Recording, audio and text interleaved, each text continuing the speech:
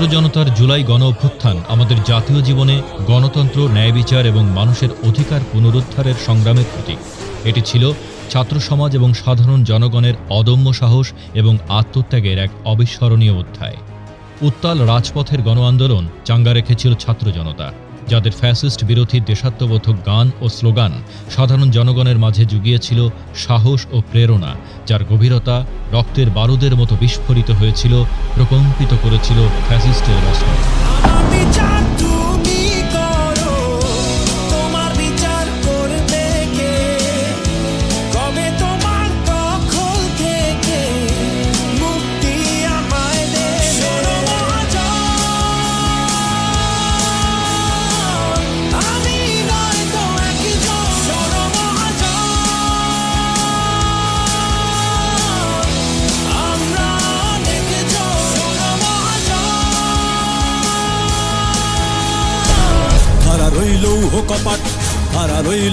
কপাট ভেঙে ফেল কর রেলোপাট, রক্ত জমাট শিকল পূজার পাষাণ বেদী।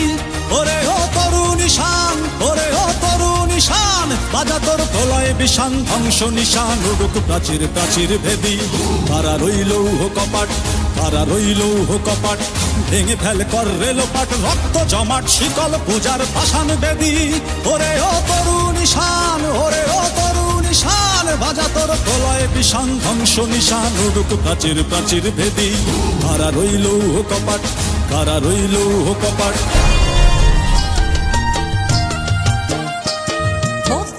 তোমার বাপের নাকি করছো ছলা কলা, কিছু বললেই ধরছো যেতে জনগণের গলা। ও দেশটা তোমার বাপের নাকি করছো ছলা কলা, কিছু বললেই ধরছো যেতে জনগণের গলা। মনে রেখো যুদ্ধ করে রক্ত দিয়ে দেশ পেয়েছি, দেশ দেশ দেশ বাঁচাতে রক্ত দিতে রাজি আছি।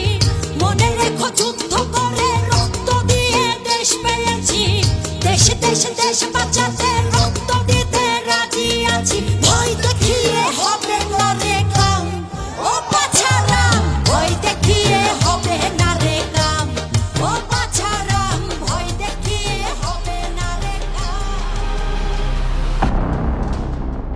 আজকের এই বাজেট অধিবেশনে খুলনা সিটি কর্পোরেশনের পক্ষ থেকে শ্রদ্ধা ভরে স্মরণ করছি সেই সকল শহীদদের, যাদের আত্মত্যাগ আমাদের গণতান্ত্রিক সংগ্রামে নতুন দিশা দেখিয়েছে। কৃতজ্ঞচিত্তে স্মরণ করছি ছাত্র জনতার সেই অমর সন্তানদের, যাদের আত্মত্যাগ জাতির ইতিহাসে চিরজ্বলন্ত প্রদীপ হয়ে থাকবে। তাদের সাহসিকতা ও আত্মত্যাগ একটি উজ্জ্বল উদাহরণ হয়ে থাকবে, যা ভবিষ্যৎ প্রজন্মকে ন্যায় বিচারের জন্য লড়াই করতে অনুপ্রাণিত করবে। ছাত্র জনতার অভ্যুত্থানে ফ্যাসিবাদী সরকারের পতনের পর নোবেল বিজয়ী অর্থনীতিবিদ ডক্টর মোহাম্মদ ইউনূসের নেতৃত্বাধীন অন্তর্বর্তীকালীন সরকার দেশের সকল প্রাতিষ্ঠানিক অবকাঠামো ও ভেঙে পড়া অর্থনীতিকে পুনরুদ্ধারে দায়িত্ব গ্রহণ করেন। এতে মানুষের মধ্যে ব্যাপক আশার সঞ্চার হয়। দায়িত্ব গ্রহণের পর অন্তর্বর্তীকালীন সরকার বিভিন্ন চ্যালেঞ্জ মোকাবেলা করে দেশের মৌলিক সংস্কার, অর্থনীতির চাকাকে সচল করা, মানবাধিকার ও ন্যায় বিচার প্রতিষ্ঠা, একটি নিরপেক্ষ ও অংশগ্রহণমূলক নির্বাচন, রাজনৈতিক সহিংসতা ও দমনপীড়নের অবসান, দুর্নীতিমুক্ত প্রশাসন ও সুশাসনের সূচনা, মানবাধিকার ও গণমাধ্যমের স্বাধীনতা নিশ্চিত, অর্থনৈতিক স্থিতিশীলতা ও বেকারত্ব হ্রাস, প্রাতিষ্ঠানিক সংস্কার, সাংবিধানিক সংস্কার, নির্বাচন কমিশন ও বিচার বিভাগের স্বাধীনতা নিশ্চিতের লক্ষ্য নিয়ে কাজ করে যাচ্ছে।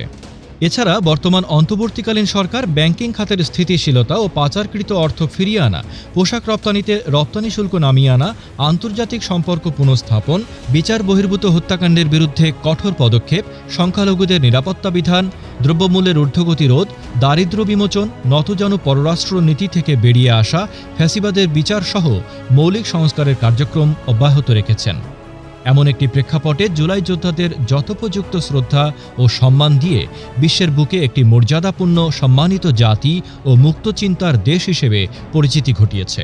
ছাত্র জনতার গণঅভ্যুত্থান দিবস 2025 উদযাপন উপলক্ষে Khulna city corporation July August ব্যাপী ব্যাপক কর্মসূচি পালন করে। প্রতিটি অনুষ্ঠানে প্রধান অতিথি হিসেবে উপস্থিত ছিলেন জনাব মোহাম্মদ ফিরোজ সরকার, প্রশাসক খুলনা সিটি কর্পোরেশন ও বিভাগীয় কমিশনার খুলনা। বিভিন্ন রাজনৈতিক নেতৃবৃন্দ, জামাত ইসলাম, বাংলাদেশ জাতীয়তাবাদী দল এর বিভিন্ন অঙ্গ সম্পাদক সহ মূলদল এবং জনঅধিকার পরিষদ থেকে শুরু করে এনসিপি সবাইকে আমি যারা আরো নাম ধরতে পারিনি সবাইকে ধন্যবাদ জানাচ্ছি। সবাই স্বতঃস্ফূর্তভাবে অংশগ্রহণ করবেন। আমার একটা অনুরোধ, পরস্পরের প্রতি পরস্পরের সম্মান থাকবে, তাহলে আমরা একটা নতুন বাংলাদেশ গড়ার সুযোগ পাবো। তাঁর দিক নির্দেশনায় প্রতিটি অনুষ্ঠান সফলভাবে সম্পন্ন হয়। ৩০ জুলাই ২০২৫ শহীদ পরিবার, জুলাই আহত যোদ্ধা, ফ্যাসিবাদ বিরোধী আন্দোলনে অংশগ্রহণকারী সকল রাজনৈতিক দলের নেতৃবৃন্দ, প্রশাসনের সর্বস্তরের কর্মকর্তা কর্মচারী ও নাগরিক নেতৃবৃন্দ এ বর্ণাঢ্য র্যালিতে অংশগ্রহণ করেন। এই আয়োজনে খুলনা সিটি কর্পোরেশনের সেবা প্রদানের সকল সাহায্যকারী যানবাহন প্রদর্শন করা হয়। র্যালিটি শিববাড়ি মোড় হয়ে শহীদ হাদিস পার্কে শেষ হয়।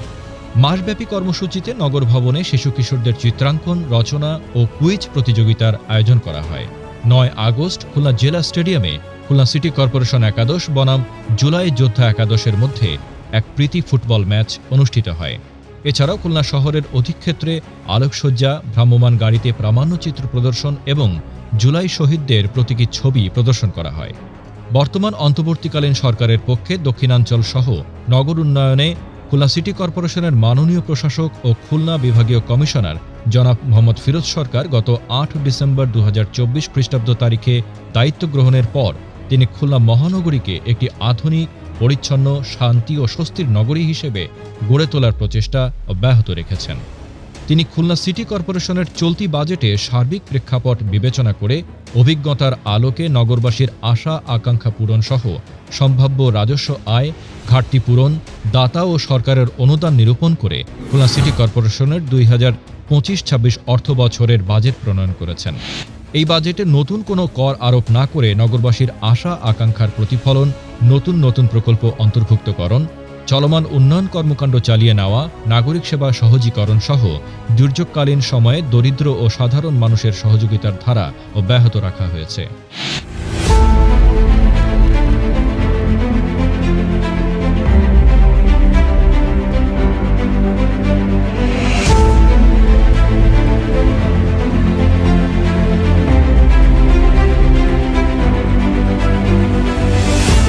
সংশোধিত বাজেট।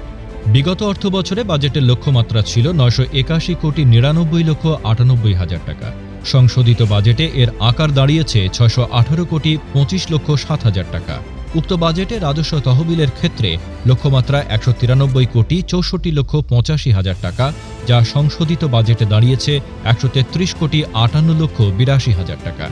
নিজস্ব তহবিলে অর্জনের হার ৬৯%। উন্নয়ন তহবিলে তথা সরকারি অনুদান ও দাতা সংস্থার বিশেষ প্রকল্পে বিগত বাজেটের লক্ষ্যমাত্রা ছিল ৫২৯,৪৫,১১,০০০ টাকা, কিন্তু পাওয়া গিয়েছে ২৫৫,৯,৯১,৮৩,০০০ টাকা। মূলত সরকারের নিকট থেকে আশানুরূপ অর্থ পাওয়া গেলেও দাতা সংস্থা থেকে অনুরূপ বরাদ্দ না পাওয়ার কারণে উন্নয়ন বাজেটে কাঙ্ক্ষিত লক্ষ্যমাত্রা অর্জন করা সম্ভব হয়নি। বর্তমান অর্থবছরের বাজেট। ২০২৫-২৬ অর্থ বছরের বাজেটের লক্ষ্যমাত্রা ধরা হয়েছে ৭১৯,৫০,৩৬,০০০ টাকা। বাজেটের রাজস্ব ব্যয় ২৭৭,৬৫,৭৭,০০০ টাকা এবং সরকারি বরাদ্দ ও উন্নয়ন সহযোগী সংস্থা হতে উন্নয়ন খাতে ব্যয় ধরা হয়েছে ২৬৩,৫৬,৬৩,০০০ টাকা। নিজস্ব আয় বৃদ্ধির পরিকল্পনা, সরকার ও বিভিন্ন দাতা সংস্থার প্রতিশ্রুতি এবং জনগণের প্রত্যাশার বিষয়টি বিবেচনায় নিয়ে এ বাজেট প্রণয়ন করা হয়েছে। এ বাজেটে চলমান উন্নয়ন কর্মকাণ্ড সহ বিভিন্ন প্রকল্প গ্রহণ করা হয়েছে।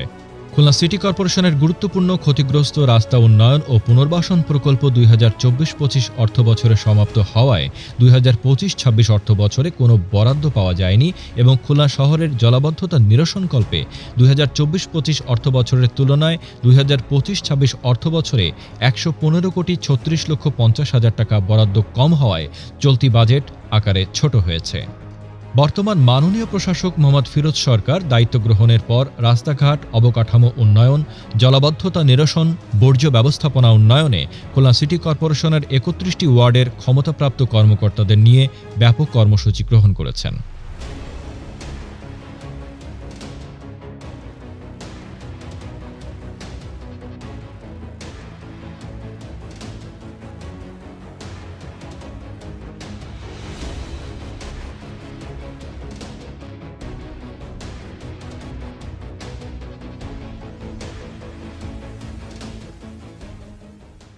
যোগাযোগ ব্যবস্থার উন্নয়ন। খুলনা সিটি কর্পোরেশনের গুরুত্বপূর্ণ ও ক্ষতিগ্রস্ত রাস্তা উন্নয়ন ও পুনর্বাসন প্রকল্পে বরাদ্দ দেওয়া হয় ৬০৭,৫৬,৭০০০ টাকা। ইতোমধ্যে ৫৭১টি রাস্তা নির্মাণ করা হয়েছে। খুলনা শহরের জলাবদ্ধতা দূরীকরণে ড্রেনেজ ব্যবস্থার উন্নয়ন প্রকল্পে ৮২,৯৭,০০,০০০ টাকার প্রকল্পের কাজ চলমান রয়েছে। এই প্রকল্পের মাধ্যমে শহরের বিভিন্ন গুরুত্বপূর্ণ মোড় সম্প্রসারণ ও সৌন্দর্য বর্ধনের কাজ চূড়ান্ত পর্যায়ে রয়েছে।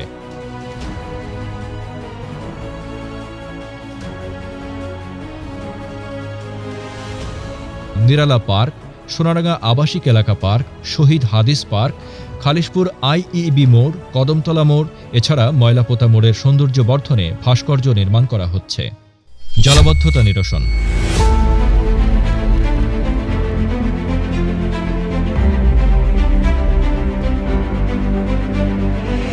জলাবদ্ধতা নিরসনে খুলনা সিটি কর্পোরেশন কঠিন চ্যালেঞ্জ মোকাবেলা করছে। নগরবাসীর সকলের অংশগ্রহণ ছাড়া জলাবদ্ধতা নিরসন সম্ভব নয়। জলাবদ্ধতা নিরসনে বিভিন্ন কার্যক্রম গ্রহণ করা হয়েছে ও চলমান রয়েছে। কিছু অসচেতন ব্যক্তি ড্রেনের মধ্যে ময়লা আবর্জনা এবং পলিথিন ফেলায় নগরের জলাবদ্ধতা নিরসন কার্যক্রম বাধাগ্রস্ত হয়ে থাকে। এছাড়াও পলি জমে যাওয়ার কারণে নদীর তলদেশ উঁচু হওয়ায় জোয়ারের সময় শহরে নদীর পানি প্রবেশ করেও জলাবদ্ধতার সৃষ্টি হয়ে থাকে।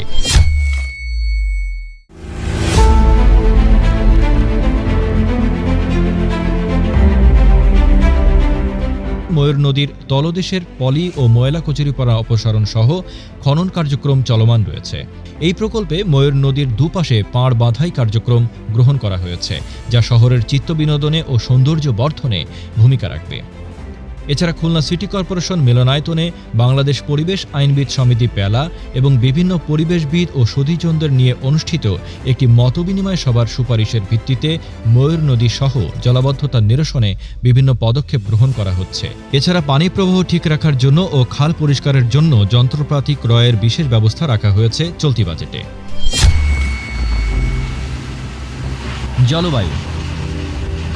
জলবায়ু পরিবর্তনের নেতিবাচক প্রভাবে খুলনা পৃথিবীর অন্যতম ঝুঁকিপূর্ণ উপকূলীয় শহরগুলির একটি। খুলনায় ঘূর্ণিঝড় সিডর, আইলা, বুলবুল, ফণী, আমফান, ইয়াসের পরপর আঘাত আর সমুদ্রের শোঁ শোঁ শব্দে উপকূলে আছড়ে পড়ে প্রলয়ঙ্কারী ঘূর্ণিঝড়। সমুদ্রের উত্তাল ঢেউ দানবের রূপ নেয়। জলোচ্ছ্বাসের আঘাতে ভেসে যায় রাস্তাঘাট, ঘরবাড়ি, ফসলি জমি, ঘের, মাঠ, ঘাট, দোকানপাট। বিধ্বস্ত হয় সড়ক, বাঁধ, আশ্রয়কেন্দ্র। মুহূর্তেই সকল জনপদে বিপুল প্রাণহানি ঘটে। গৃহহীন হয়ে পড়ে লাখো মানুষ। তীব্র ঝড়ে প্রতিবারই লণ্ডভণ্ড হয় উপকূলীয় শ্বাসমূল সুন্দরবন।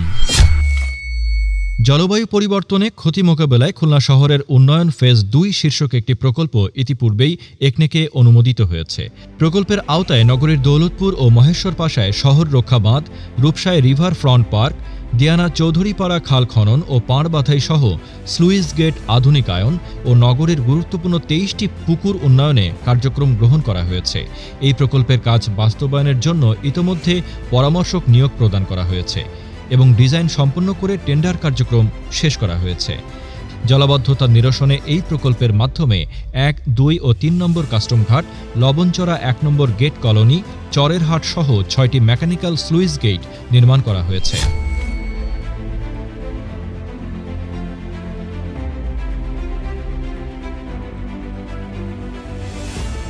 এছাড়াও এই প্রকল্পের মাধ্যমে ৬৮ কোটি টাকা ব্যয়ে সাহেব আলী খালের উপরে একটি আধুনিক পাম্প হাউস ও স্লুইস গেট নির্মাণ করা হবে, যার টেন্ডার কার্যক্রম ইতোমধ্যে সম্পন্ন করা হয়েছে। কাজটি জুন ২০২৭ সালের মধ্যে সমাপ্ত হবে।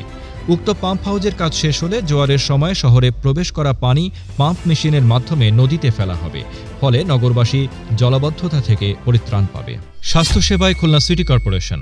স্বাস্থ্যসেবায় নগর স্বাস্থ্য ভবনে প্রতিদিন বিনামূল্যে দরিদ্র রোগীদের চিকিৎসা সেবা প্রদানের পাশাপাশি আরবান প্রাইমারি হেলথ কেয়ার প্রকল্পের আওতায় চিকিৎসা সেবা প্রদান করা হয়। এছাড়া কেসিসি পরিচালিত নগরের লাল হাসপাতাল ও তালতলা হাসপাতালের প্রতিদিন গড়ে প্রায় ১০০ জন রোগীকে বিনামূল্যে চিকিৎসা সেবা প্রদানের পাশাপাশি স্বল্পমূল্যে প্রসূতিদের সিজারিয়ান অপারেশন ও নর্মাল ডেলিভারির ব্যবস্থা গ্রহণ করা হয়। কুকুর ও অন্যান্য প্রাণী দ্বারা আক্রান্ত হলে সামান্য ফি গ্রহণের মাধ্যমে তাদের প্রতিষেধক ভ্যাকসিন প্রদান করা হয়। এছাড়া ইপিআই, বিনামূল্যে শিশুদের টিকা প্রদান, স্বাস্থ্যসেবা, পুষ্টিসেবা, জাতীয় কর্মসূচি পালন, যক্ষ্মা নিয়ন্ত্রণ, তামাকের নিয়ন্ত্রণ কার্যক্রম গ্রহণ করা হয়েছে। শিক্ষা ব্যবস্থা খুলনা সিটি কর্পোরেশনের অন্যতম একটি সেবা খাত। এছাড়া কেসিসি মাধ্যমিক ও উচ্চ মাধ্যমিক পর্যায়ের 4টি শিক্ষা প্রতিষ্ঠান সহ একটি দাখিল মাদ্রাসা পরিচালনা করছে। শিশুদের ধর্মীয় ও নৈতিক শিক্ষা প্রদানের জন্য এই সেবার মাধ্যমে নগরীতে 436টি মসজিদ ভিত্তিক মক্তব পরিচালনা করা হয়। পূর্বে শিক্ষকদের মাসিক ভিত্তিতে 2200 টাকা সম্মানী প্রদান করা হতো। বর্তমানে প্রশাসক মহোদয় তা বৃদ্ধি করে 3200 টাকায় উন্নীত করেছেন। এছাড়া নারী শিক্ষা সম্প্রসারণ ও ইংরেজি শিক্ষায় বিশেষ গুরুত্ব আরোপ করা হয়েছে। বর্তমান খুলনা সিটি কর্পোরেশন কর্তৃক পরিচালিত স্কুলগুলিতে মাধ্যমিক ও উচ্চ মাধ্যমিক পর্যায়ে পাশের হার 98%। বর্জ্য ব্যবস্থাপনা।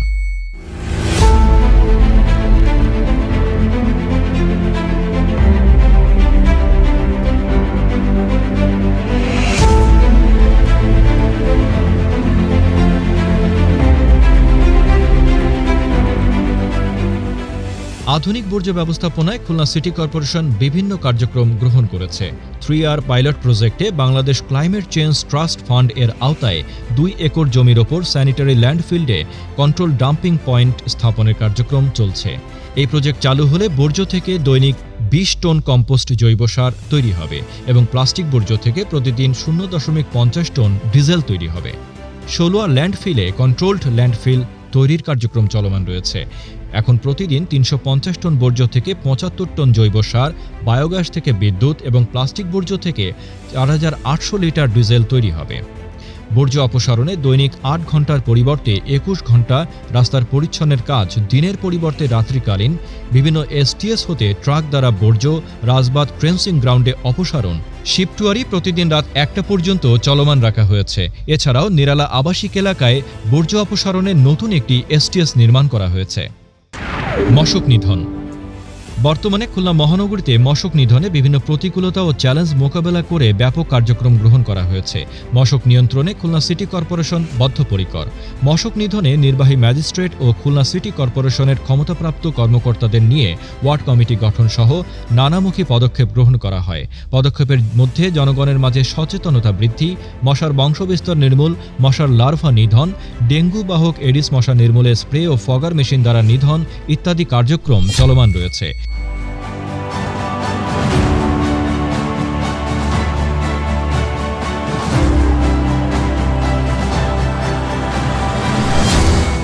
অবকাঠামো উন্নয়নে নগরবাসীর বহু প্রত্যাশিত জিয়া পাবলিক হল কমপ্লেক্স নির্মাণের জন্য 350 কোটি টাকা ব্যয়ে একটি প্রকল্প প্রস্তুত করা হয়েছে, যার মধ্যে আধুনিক হল, সিনে কমপ্লেক্স, মার্কেট, অফিস সহ আধুনিক সকল সুযোগ সুবিধা এই কমপ্লেক্সে থাকবে। নাগরিক সেবা নিশ্চিতকরণের লক্ষ্যে খুলনা সিটি কর্পোরেশন অটোমেশনের আওতায় অনলাইনের মাধ্যমে ট্রেড লাইসেন্স সেবা কার্যক্রম চলমান রেখেছে। এছাড়া খুলনা সিটি কর্পোরেশন যাত্রীবাহী ইজি বাইক ও পণ্যবাহী ইজি বাইকের ডিজিটাল নম্বর প্লেট, স্টিকার ও RFID কার্ড প্রদান করছে। ফলে নগরের যানজট নিরসনে এ উদ্যোগ গুরুত্বপূর্ণ ভূমিকা রাখবে। শহরকে পরিচ্ছন্ন ও আলোকময় করার জন্য রাস্তার ইলেকট্রিক পোল, বাতি, সড়কবাতি সহ সোলার ও নন সোলার LED লাইট স্থাপনের প্রস্তাব রাখা হয়েছে। 4 কোটি টাকা ব্যয়ে নগরের 1 নম্বর কাস্টমঘাট হতে জোড়াগেট পর্যন্ত সৌন্দর্যবর্ধক LED লাইট স্থাপন, মহেশ্বর পাশা কবরখানায় 25 লক্ষ টাকা ব্যয়ে LED লাইট স্থাপনের পরিকল্পনা গ্রহণ করা হয়েছে। মোবাইল ফোন থেকে সিটি কর্পোরেশনের সকল নাগরিক সেবা ওয়ান স্টপ সার্ভিসের মাধ্যমে প্রদানের লক্ষ্যে একটি অ্যাপস তৈরির কাজ গ্রহণ করা হয়েছে। এছাড়া খুলনা নগরীকে পরিকল্পিত নগরী হিসেবে গড়ে তোলার লক্ষ্যে 1500 কোটি টাকার একটি প্রকল্প একনেকে অনুমোদিত হয়েছে। একনেকে পাশ হলে খুলনার উন্নয়নমূলক কার্যক্রম ব্যাপকভাবে বৃদ্ধি পাবে। ভবিষ্যৎ পরিকল্পনায় কেসিসির বিভিন্ন স্থাপনার ছাদে ও পুকুরে সোলার প্যানেল স্থাপন, দূষিত পানি রিসাইকেলিংয়ের মাধ্যমে পুনর্ব্যবহার ও সুষ্ঠু ব্যবস্থাপনার মাধ্যমে বৃষ্টির পানি ব্যবহার বৃদ্ধিতে নগরভিত্তিক টেকসই পানিচক্র প্রকল্প SNVর অর্থায়নে বাস্তবায়ন করা হচ্ছে।